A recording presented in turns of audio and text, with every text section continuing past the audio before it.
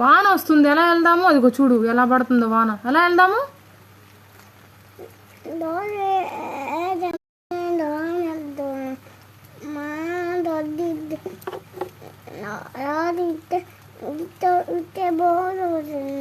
నీకు ఇంట్లో బోర్ కొడుతుందా?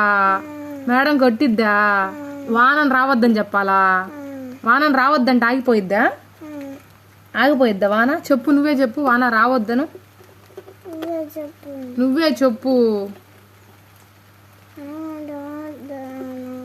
నువ్వు చెప్పింది నాకే అర్థం కావాలి, ఇంకా వానకేం అర్థమైద్ది? గట్టిగా చెప్పు, గట్టిగా చెప్పు.